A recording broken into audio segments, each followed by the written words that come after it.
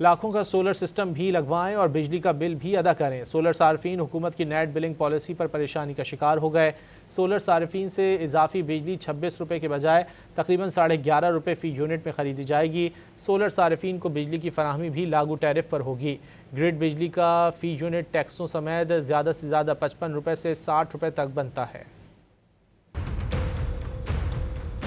Net metering کے بجائے net billing کی حکومتی پالیسی سولر صارفین پر بجلی بن کر گری۔ سولر صارفین نے پالیسی کی تبدیلی ناانصافی قرار دے دی۔ صارفین کا کہنا ہے کہ بوجھ کم کرنے کے لیے سولر سسٹم لگوایا مگر اب الٹا بوجھ میں اضافہ ہو گیا۔ 8-10-15 لاکھ روپیہ لگایا کہ بھائی چلو یار بجلی سے جان چھوٹ جائے، یہ جاتی تھی بجلی یہ بھی نہ جائے گی، لیکن یہ تو الٹا ہمارے پہ ہی پڑ گیا کام کہ خرچہ بھی کیا اور اس کے بعد سارا بل بھی پھر اگر ہمیں دینے پڑ گئے تو ہمارے کیا فائدہ ہے۔ حکومت کی نئی پالیسی میں نئے سولر صارفین کے ساتھ معاہدوں کی مدت 7 کے بجائے اب 5 سال ہوگی۔ نئے ریگولیشنز کے تحت شمسی صارفین کو حاصل اہم سہولت ختم کر دی گئی۔ اضافی شمسی بجلی نسبتاً کم مقررہ نرخ پر ڈسکوز کو فروخت کی جائے گی۔ بلنگ سائیکل کے اختتام پر بلنگ نظام کے تحت بل جاری ہوگا۔ صارفین کو اب یونٹ کی قیمت ادا کرنی ہوگی۔ یونٹ کے بدلے یونٹ کی فراہمی ختم کر دی گئی۔ ریگولیشنز کے مطابق سولر صارفین کو موجودہ رائج ٹیرف کے حساب سے بجلی فراہم کی جائے گی۔ نیشنل گرڈ کو اضافی بجلی کی فراہمی پر صارفین کو ماہانہ بنیادوں پر ادائیگی کی جائے گی۔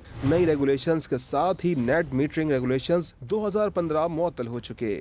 سی پی پی اے نے نیٹ میٹرنگ صارفین کو گرڈ پر اضافی بوجھ قرار دیا تھا۔ سی پی پی اے کے مطابق نیٹ میٹرنگ صارفین کی وجہ سے گرڈ صارفین پر اضافی بوجھ پڑتا ہے، جبکہ نیپرا نے کہا تھا کہ سولر نیٹ میٹرنگ کی وجہ سے پروٹیکٹڈ صارفین بڑھ رہے ہیں۔ ملک میں سولر نیٹ میٹرنگ صارفین کی کل تعداد 4,67,000 ہے۔ سولر صارفین کا 82% بڑے شہروں میں ہے۔ 3,82,534 سولر صارفین بڑے شہروں میں موجود ہیں۔ لاہور میں 24%، ملتان میں 11%، راولپنڈی میں 9%، کراچی میں 7%، فیصل آباد میں 6%، گوجرانوالہ میں 5% اور اسلام آباد میں 5% سولر صارفین ہیں۔ اسی طرح بہاولپور میں 5%، پشاور میں 4%، سیالکوٹ اور اٹک میں 3% سولر صارفین ہیں۔